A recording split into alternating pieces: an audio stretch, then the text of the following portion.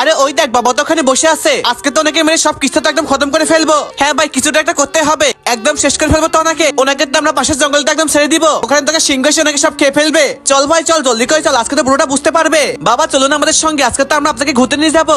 বাবা সাবধানে ধীরে ধীরে চলুন বাবা। আরে কি ব্যাপার, বাবাকে এদিকে নিয়ে যাচ্ছে কেন? আরে বেটা তোমরা আমাকে এখানে নিয়ে আসলে কেন? আরে এই লোকেরা কোথায় গেল? দেখো বাঘ তো চলে আসছে।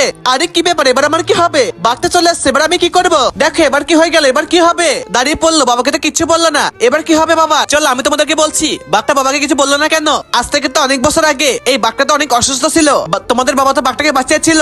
তারপর থেকে তো এই বাঘটা তোমাদের বাবাকে তো একদম ভুলতে পারে না। আরে তোমাদের থেকে তো এই বাঘটা তো অনেক ভালো, তোমরা তো অনেক খারাপ, নিজেদের বাবাকে দেখতে পারো না।